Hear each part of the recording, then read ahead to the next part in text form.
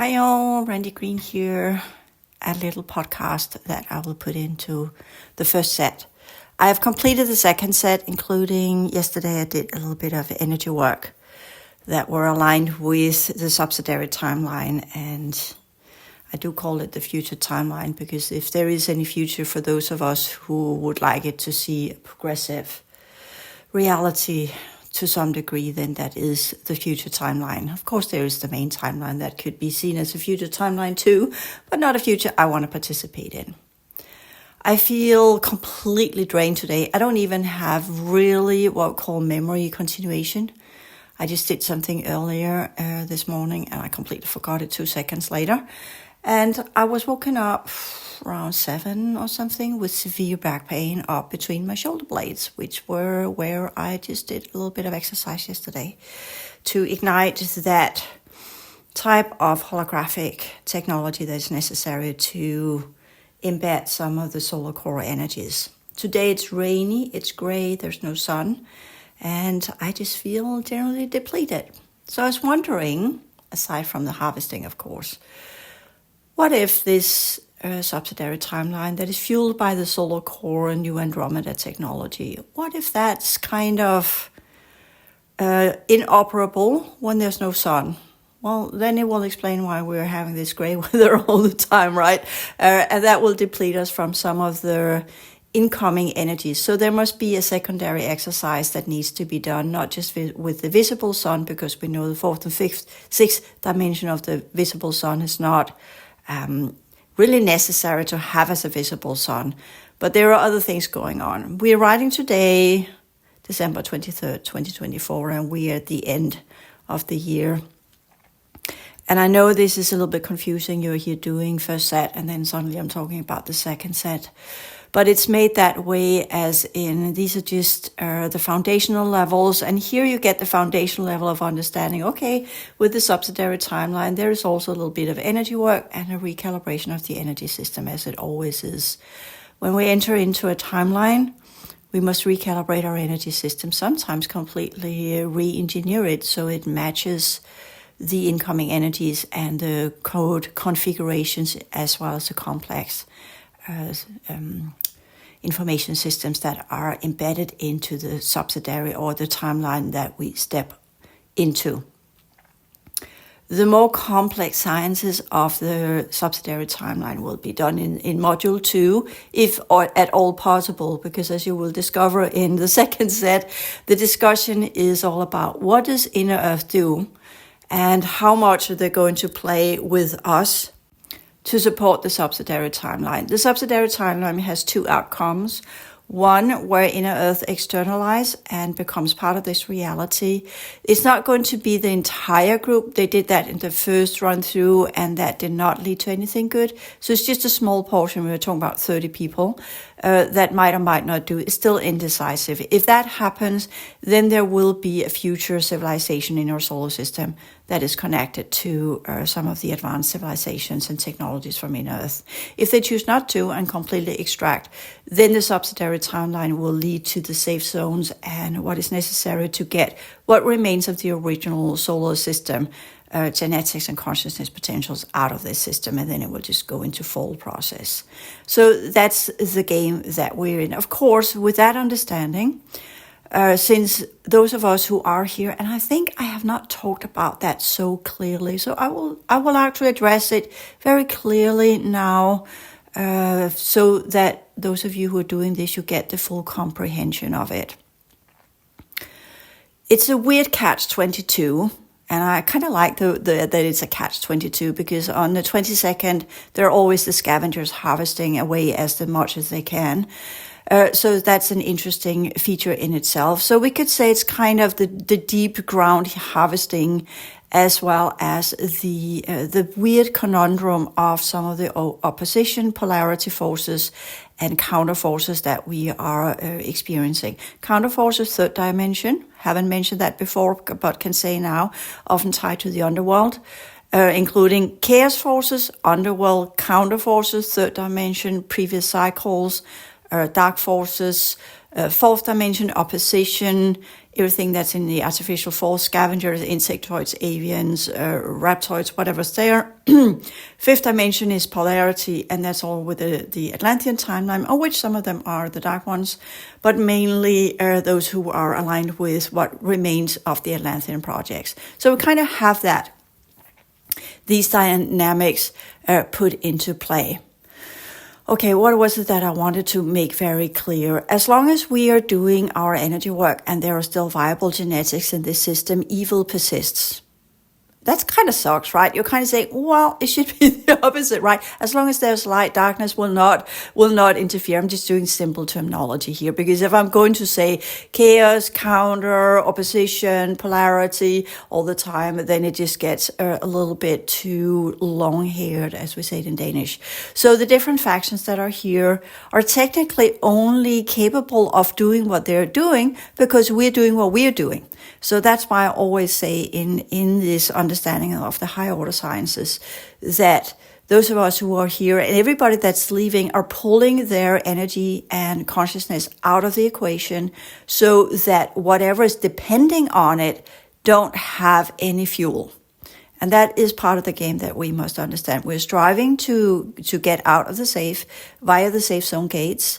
But we're also acknowledging the fact that as we're doing that, we are fueling the game, which is a little bit kind of, that's kind of sucks, right? It's not, that's not what we really want to think about, that all of us that are trying to do good and do for the highest good of the many, we are technically fueling the opposition forces to allow them to continue whatever they're doing.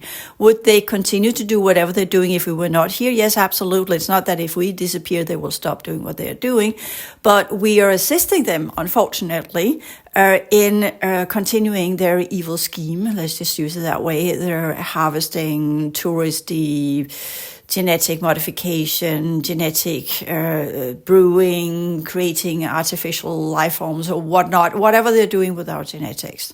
So in a way, we are a resource, as we know. And if that resource is no longer there, then they must find other solutions. And that typically goes into the machine world. So with the systems that we have managed to pull out, there are only machines left, so including the android forces. So, and with that understanding, we also begin to understand why the Greys are particularly interested in regaining some of our genetic signatures, because that was taken away from them a very long time ago, which is why they have now become android. I think it's important to understand that's part of the game. So the brighter you become, the more active genetics you have, the more person of interest you become. And that means the more you will be harvested. The plus side is you will also be more capable of working through whatever programs that they pull you into, including having an understanding of what's going on. But it's a very complicated game, and it's very tiring, as you know from me. I'm not saying, oh, I'm this great ball of light, but I'm definitely being infused from time to time from the new Andromeda technology to keep me going, and that is what they're taking. So it's a kind of perpetuating cycle of stupidity. And I would say it's stupid of me too. The next logical question will be, as many chose in the early stages of the colonization, to go into oblivion, to literally just go down in energy and then just leave the upper level of our holographic architecture dormant. Because when you're not actively engaging with it, it technically goes dormant. But that's exactly why the different groups have been able to do what they're doing now. So that's not the solution either. So that's the catch-22, or between a rock and a hard place. There are no good solutions. That's super important to get that right away when you embark on the journey to step into the subsidiary timeline that might or might not lead to a future for a specific group or a smaller group within the solar system as part of the progressive lineages. It's the chances are slim, and I do apologize for my voice. It's the usual stuff when I go up in energy. This whole world, everything that's in it now, it just creates slacker and clogging and draining, and everything. It's wintertime. We know that in summertime it's not that severely, but it is always like that. It's like when I'm just in my human, I just feel kind of, but then I go up in energy and then I can feel and see how much it's like I'm buried in all sorts of residual energies, including on my voice. And technically it's not from my voice, it actually comes from my lungs, which is a little bit concerning because I'm not smoking, but it's the air quality that is bad due to the chemtrailing, and they were chemtrailing yesterday. So it's then you'll say, okay, Randy, now you're going to a place I don't want to go. This is too depressive, and this is just downright bleak, and I don't want to go there. That's okay. I don't really want to go there either, but that is reality. That is as things truly are. There is suffering. Life is hard, and going into the other dimension is equally hard. So in this, if, as I always said, if those who are doing this are doing it to escape reality, well, in the first steps where they're going to the rabbit holes of the astral plane, of course, there's a lot of yoo-hoo-hoo experiences and all is good. And I remember these days where I first stepped into the rabbit holes of the astral plane, and that was with guides and all sorts of stuff. But because I am who I am, the polarity came pretty quickly, the opposition, the counter, and the chaos right away. And that's the crisis that we go through when we're doing this journey, and then getting balance back into the love and light, and then being thrown right back into all of the chaos. You can kind of say it's the balance between, and I think it is suitable here on December 23rd to talk about this, because technically tomorrow it's the birthday of Jesus Christ, and he was supposed to be the light in the darkness that didn't catch him, right? And yet he ended up being crucified. So story doesn't really hold, Gospel of John. So in that way, and it's, of course, it plays on, yeah, but he was resurrected and then he went out anyway, so it didn't catch him. He didn't got stuck here. But it is an interesting phrase just to think about the Gospel of John as, first and foremost, Jesus is the Word, or Jesus Christ, not just Jesus, the human figure, but Christ himself is the Word. And he was the light that was sent to the world, and darkness didn't catch him, as a direct translation from Danish. And that is interesting itself, that it's the Word, and secondly, that it's light, and it's the Word of God, and it's not the Son of God, it's the Word of God. And these are, when we talk about the Gospel of John, it's very abstract compared to the other Gospels that are more kind of with Jesus, the physical Jesus, being the son of the Davidian, from David, King David lineage, and by that had nobility in his blood, aka Baal.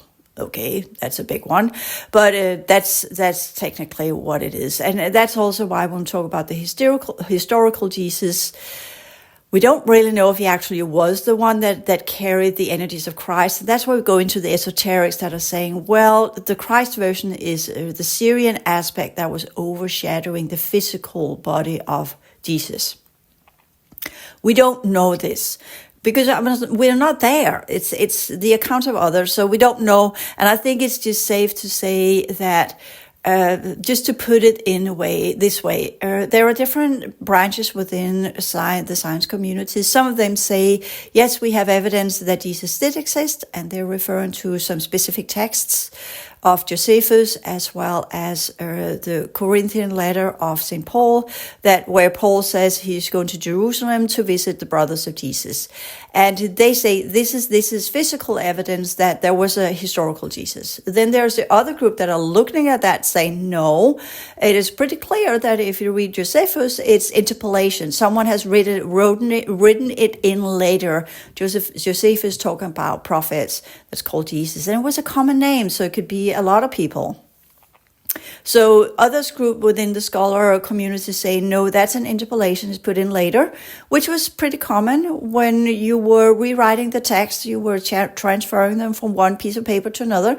You could tamper with the text as you so pleased, and nobody would know the difference because the original was already deteriorating. That was why they were rewriting, or when they were making copies, and then the copies went into circulation, and before we know of it, the false information became the truth. And we see that with all world religions, including what we call Buddhism and the Suttas and all text material that's been handwritten, the ones that were redacting it and copying it, they had a degree of freedom, or they could just do mistakes or whatever it was. But for sure, things have been tampered with, just like now. Misinformation, bad sources, copying and talking about the wrong things. Humans are humans. They make mistakes.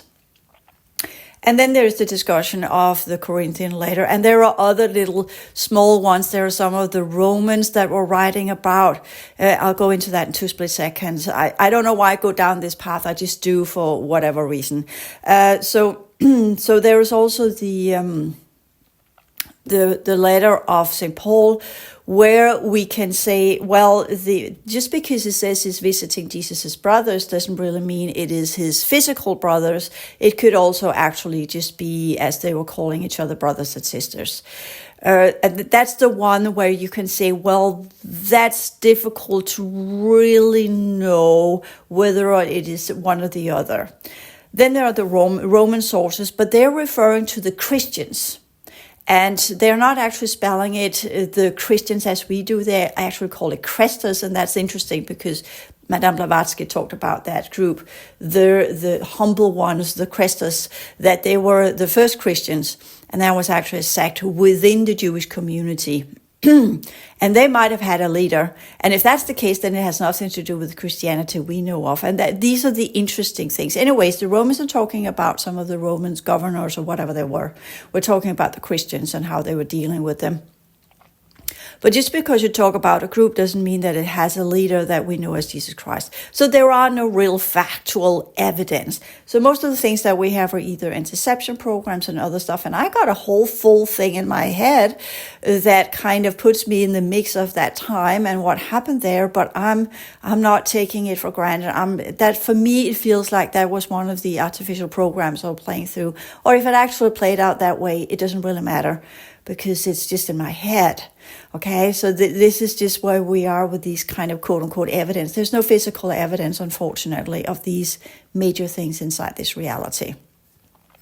Okay, so what I wanted to go where I went out of this is when we talk about what is the key signature of the Buddha and the Jesus Christ. And again, I'm just going down a very weird path here, but I'll go with it. There might be some information that will be useful for us. The Buddha he has the swastika as that symbol that we know a later group in the Second World War took and made it theirs and turned it into a dark cross. We have the cross of light or flames that transform to elevation, and we have the crosses that are with dark flames that goes into the opposition, as in going downwards instead, turning into darkness. So they're both spirals that goes, we could say the one that leads to elevation goes to the right, and the one that goes to the other side goes to the left. We also have the same symbols in the Hopi, where what we technically understand as the iron cross, which is interesting. In the Hopi prophecy, that cross symbols woman, and the fire cross, like we see it in the Buddha, symbolizes man. And that's interesting, that is part of their symbols and how they are using the different symbols in a different way. So they are part of our culture and go very far back. And these symbols, of course, go back to Atlantis. So they're Atlantean symbols. Do they mean man and woman? Not necessarily. Do they mean different forms of, for instance, the Iron Cross resembles very, very much the Knights Templar cross. And that's kind of a stagnant cross, where the other one is a movable cross. Anyways, and we have that in astrology as well. But the point being is, we kind of have these crosses that we are working our way through. And if we go with the dark cross, where the bottom is the chaos forces, and you have the top of that one is the Atlantean cross, and then you have the counter as the left, and then you have on the right on that cross arm, you have the opposition. So you kind of have these dynamics that interplay in the dark cross, and then you have the positive cross that is above and below and inner and out.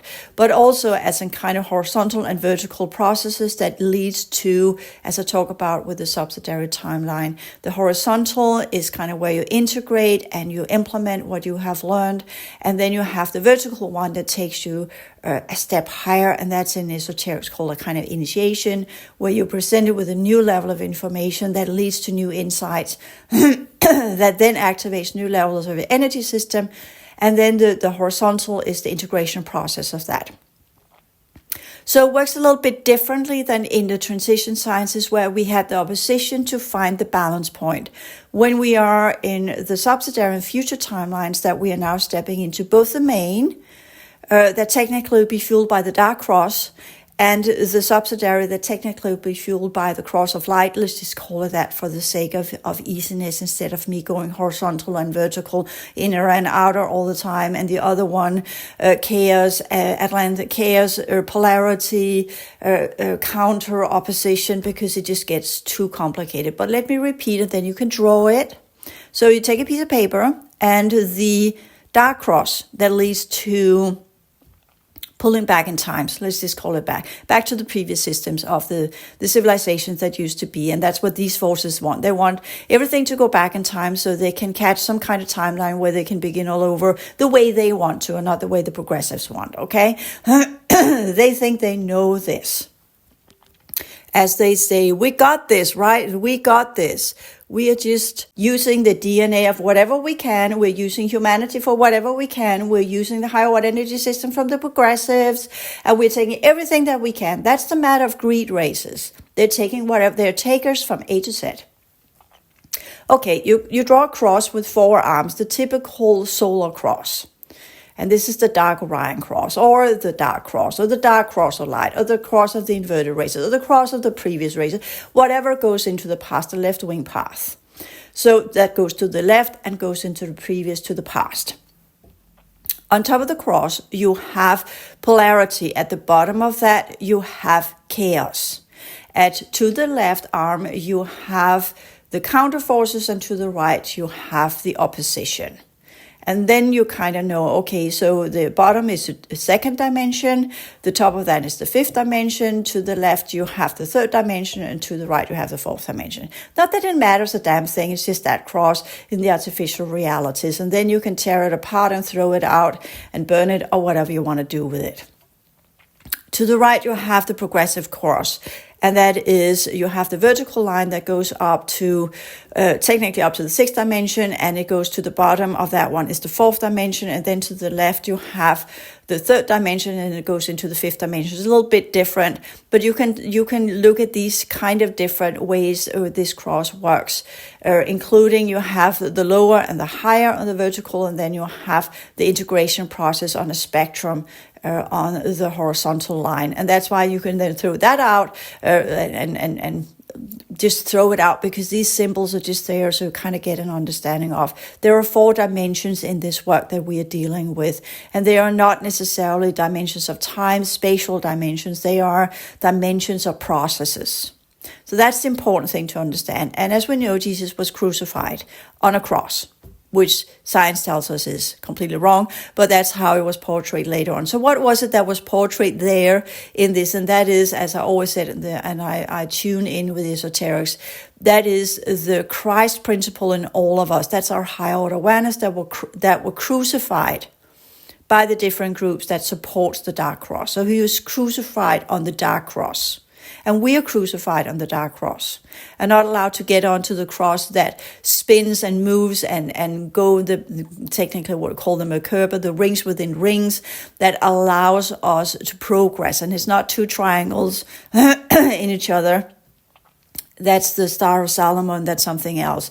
But when we talk about the moving of energies, it's the rings within the rings as they were portrayed in the vision of Ezekiel, where he sees 2 rings within each other. That's what we're talking about. That's the toroidal technology that moves the 3rd dimensional energies into being movable and transformable and elevate. And that's why we have the clusters of atoms that are spinning around and all these kind of things. So we get this dynamic of the 3rd cycle energies. For something to move, it must have momentum and it must have the dynamics to do so, the sciences of the dynamics. And that's what these crosses are for. They teach us the sciences of the dynamics. With that, we understand that there's one where we're crucified and stagnant and we can't move. And then there's the other one where we use these wheels as the thrusters that pushes us somewhere. And that's an understanding that's part of the subsidiary timeline as well. These sciences of moving forward using the complex information systems that are embedded into the subsidiary timeline. And if we learn to do that, right now we're just in stage 1, there are different stages of the subsidiary timeline. If we learn to do that, then we do stand a chance. And these thrusters that are within the heart field as well as in the brain field that connects to the new Andromedan technology are key. And that's part of the energy exercise I do in the second set. They are key to continue getting the infusions. And that's why they pulled out that technology last night from my back and waking up with severe back pain between my shoulders. It's the weirdest things. You're just sleeping, just lying there sleeping, and suddenly you're in extreme pain. What's that about, right? Okay, point being, these are important dynamics to understand too. Some of the technologies align with the subsidiary timeline. You'll say, well, that should technically be part of the second set of information. No, because it ties into the base program and some of the secret teachings that have been cloaked from us in all sorts of mythology, that then takes away their actual potentials of change. And I am pleased that I did find that old Hopi prophecy from 1972. And you'll say, why can't you find it and put a link somewhere? Well, there's a lot in there that is not conducive to what we are doing here, so I'm not going to be the provider of that information other than just these two pieces that were important to understand how these symbols also were transferred to some of the indigenous people of America, the Hopi tribes, and what they were supposed to do. And their zone is around New Mexico, Utah, down there, where there's an old plate and craft there that they have not activated. So it ties into completely different levels that they think. So in that way, the prophecy is inaccurate, but it's been given over orally from generation to generation. Of course, it has been in the context of what they became and not what they originally were. And that's how it goes with all of these original stories that were told so that we will remember these technologies, and then they were turned into religion or prophecies, or this is the outcome of if you do so and whatnot. And as it's also said in that movie I saw about the Hopi prophecy, the Hopi people have no power whatsoever. They have no say. They're not part of the government. They're not part of anything. So they have a prophecy, and that's all they have.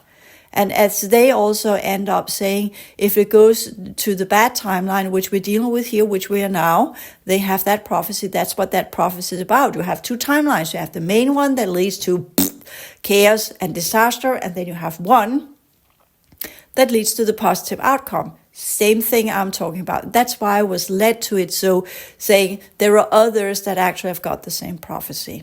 And if it goes to the main timeline and things go south, the recommendation has always been for the people of the Hopis, go up to the mountains, stay there. And that's where I want to go here as a kind of, okay, in times of great change, what do we do and what do people do in America, just to put it there. I've had students who have asked me specifically, what do you think I should go? And I can't give you that answer, because then it's all on me if you fail, or if something fails, or if things is not going the direction it should. And there is no technically, quote unquote, good place on the planet as things are right now. But there are different political systems. And as we're seeing, Europe is also turning more to the far right. That's nationalistic tyranny that is rolling over our world as it did 100 years ago. So we're playing that book again because we didn't learn the lesson last time. And no, it's not going to go into full-blown blah, blah, blah, whatever. We have different technology today. We have advanced technology. Just see the drones right now in 2024, December, that is hovering around different states in America. That's intimidation tactics, strategy.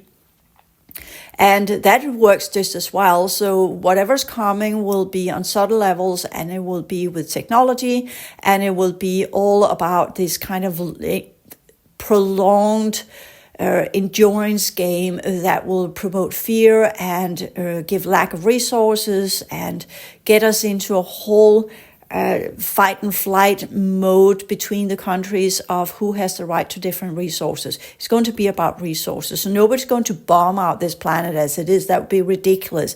That will leave us with less resources. So nobody will do that. So it's going to be a different type of challenges that we will get and that are in the making of the main timeline. And the subsidiary timeline that could have unfolded if humanity choose differently, they have 2 years, as I say, to do that. And if they don't, well, then that's it. That's that window. And then those of us who are on the subsidiary timeline, we will either physically or metaphorically go to the mountains. For those of you in the States, as I have recommended, that's the only recommendation I can give. Go north and go to the Democratic states. There is a possibility that California will turn around and become, like Seattle was at some point, kind of a state within the states. And I know all the states are within the states and you have different types of politics in each state. But California is technically a land area on its own that's so dissimilar from the rest of the state and if the rest of the America. So if California can get themselves up and are not pushed down by wildfires and drought and all sorts of stuff and fixes this, then they have a possibility to actually become what we call a super state within the other states that are going in a specific direction under the chaos and counterforces. So with that understanding, that could be a potential, but there's so much that needs to be done. So if you ask me, where would I go? I would go north to some of the full-blown democratic states that are left in the north. That will become an inclusion in itself, and later on in the future around Maine. But that's when we are long gone. There will be a smaller community up there as well that will continue working with Inner Earth if that externalizes. If they don't externalize, Maine will not be that locality where they will continue their existence. Okay, so there are no given here. So what we do know right now, the next 4 years and perhaps onward, is that those of you who are not in alignment with the current politics that will be in the next 4 years, because the democracy is officially not functionally in the states anymore. Everything is under the Republicans. Of course, if you're a Republican, you stay where you are. But if you're not, and if you're not in alignment with what's going on with the Mad and Greed races, I suggest you go to the old democratic states that have been democratic for a very long time, not the swing states, but the ones that have been there for a very long time. Yes, it's old colonial programs, and yes, it's probably housed by scavengers and all sorts of things that are doing their harvesting as they do in Denmark and other places. But at least you're avoiding the underworld. So it's a give or take. What do you prefer? Where do you have your best chances of doing the work that you need to do? And that's the assessment that must be done. Where do you have the best chances? Yes, the scavengers suck, and I'm under them, been there for many years, but they come in cycles. They're not there all the time. The underworld is there all the time. So there is this kind of what depletes us the most. And that's the only thing I can give of advice in that matter, because I can't give other advice. If someone told me leave Denmark, I would say, where am I to go? I don't know where to go because of the visa rules, and I'm Danish citizen and what have you. So the most reasonable will, of course, be to find spots within our country where we're born, where we can continue the work. That would be the most reasonable. Just to put it in context. And I know some of you would love to go somewhere else, but it's not necessarily better. It's just a different group. But it matters of what drains us the most, because all of them are draining us. All of them are working against us because they're on the dark cross. And we're trying to step into the light cross, just to put it that way. The cross of transformation. They want to be in the cross of stagnation. We want to go to the cross of progression. And that in itself, as we get the wheel spinning, they harvest from us. So they're not going to let us go easily. So what I'm talking about here, the dynamics that within the next 2 years, things will either get much, much more difficult, or there will be a quite big change that will lead to a more progressive future for humanity. But if that's not happening, then the cross of stagnation will become very powerful, as we have seen it before. And that's why it's being played out now, because remember 100 years ago where things went? That was the cross of stagnation that was running the world, and that's a war machine. Whatever that will lead to. Again, no, we're not going to get the Third World War with nukes and whatnot. That's not happening. That's why all of these crafts are above all of these facilities, showing that's the extraterrestrial groups that are saying, yeah, we have got resources here, we invested here. So if there are any left of the old hyena dog races of the underworld that want to push the button, we are making sure that's not happening. So calm down on that one. Don't join the hype. Don't join the hype. And that could also be part of the drones that are over all the facilities and whatnot right now, because we are in, especially in the States and the rest of the world, we are cornered. And with that comes irrational decisions and stupidities that follows with that. Plus, if there are humans that are being possessed by underworld forces, they might become erratic and do stupid stuff. So they got that one corner, they got that one squared away, they have that one. If anyone pushes the button, it will not come to an explosion. Okay, so we got that one set, so you can calm on that area, it's not going to be that. But there are going to be other things that will present a kind of a calmer surface, but we will have the endurance games on all levels. The prices are crazily high. In Denmark, just to put it in there, because I noticed that too, in Denmark, we are, aside from Luxembourg that has the highest prices in Europe, Denmark is second. Woo-hoo-hoo! So we are having the highest food prices in the entire European Union. That kind of sucks. The cheapest one is actually in Bulgaria, by the way. But that kind of sucks, okay? So I feel that. And that's why I, for years, have been working towards smaller and smaller expenses. And that's also one of the reasons why we're now here on the island, where the expenses are even less. That gives us 2 years where the rent here is low. Then in 2026, it will rise up $100 and then it'll be a little bit more expensive. But even if it does so, it should be okay. We have got electricity that is super expensive. Wow. So that has an extra on that too. So that teaches me how to save electricity and how to work around that. Only utilize it when it's the cheapest, and when it's not, I'll find other solutions. So that forces us into different forms of energy sources that are not relying on the main net of electricity, and onward and so forth. So all of these lack of resources and depriving of resources just teaches us to use what we get from the main sources more scarcely and more with thought and consideration, and then find different sources of supply, whatever that means, from where we can generate what we need on our everyday life. And that's a good exercise to do when there is quote unquote plenty and you only have to pay extra for it, because there might be a potential that we actually go into scarcity and then there will be less, and then people who have not done this practice, they will have a steep learning curve that is going to be very unpleasant, and some will not make it, because humans are creatures of habit. And the earlier we practice these things, the more easy it is for us just to adjust when the changes then physically represent themselves. So that's part of everyday life here. That's also why I don't have a fridge, and that's why I don't have a washing machine. As I say, I do have a spinner, but I can ring it if I have to, but that's so damn hard. But I can. If have to, I can. If need to, I can. But until that's necessary, I am very pleased with my spinner that takes out all of the water. So these are some of the things that we are in, including downsizing on food, and of course having different types of food stockpiled, but also learning to eat food that doesn't demand water if that's necessary, and onward and so forth. So these little practices of, okay, if everything goes south, if there is this war on supply, which there will be, if there is this war on resources, that might be, and onward and so forth, then there are solutions that we can do somehow to some degree. So with that understanding too, in the years to come, and this is not about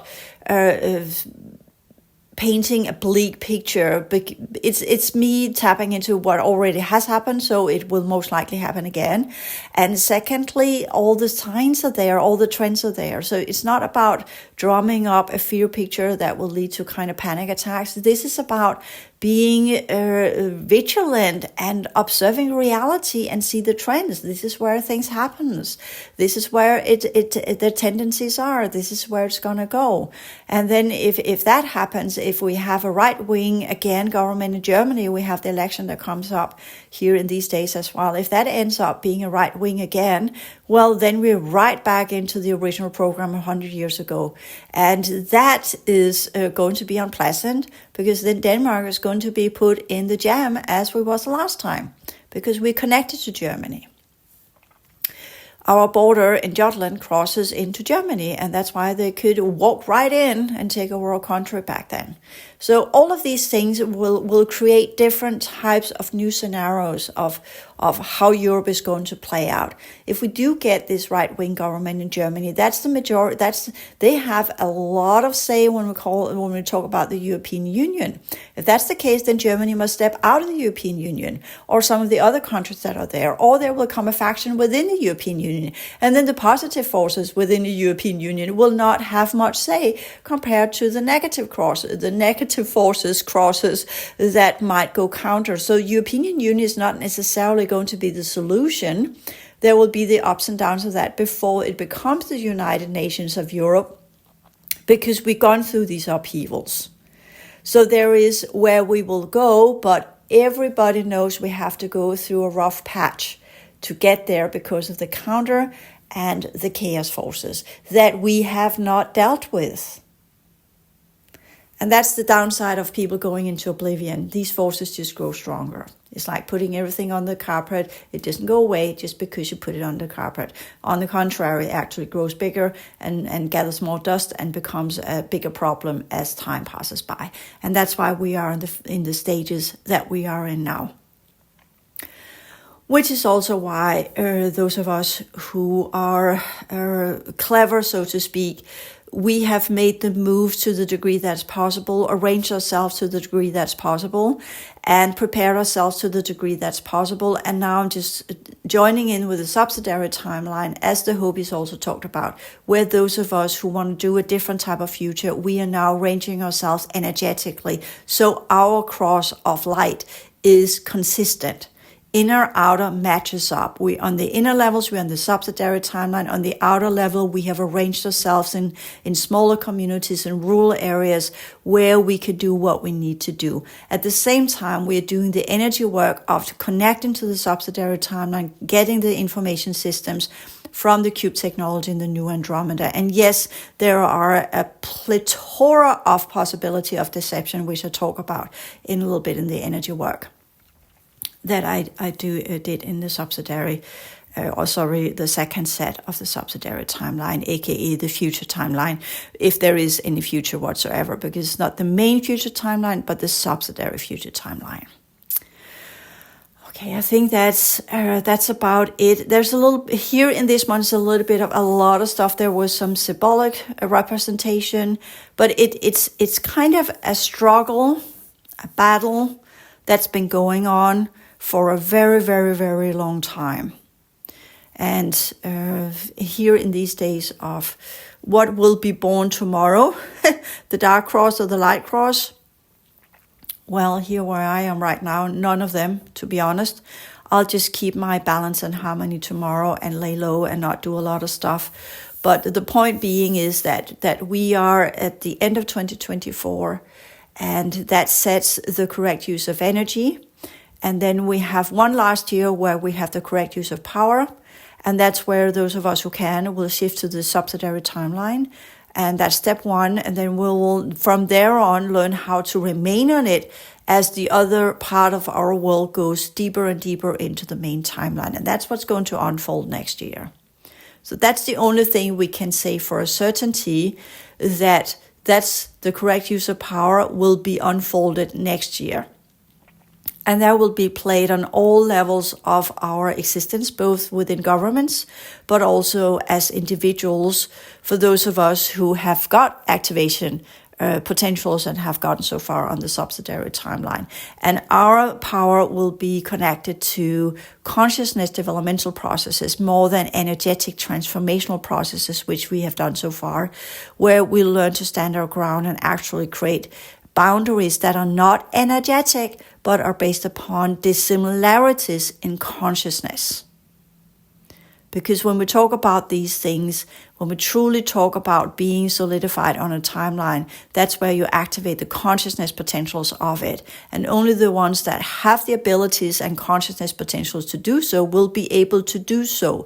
The subsidiary timeline is not a wishful timeline that if you envision you're on it, you're on it. Not at all. Either you're on it or you're not, and you'll get quite direct information that what to do on the timeline. It's not that it's saying you are on it. That's a snake.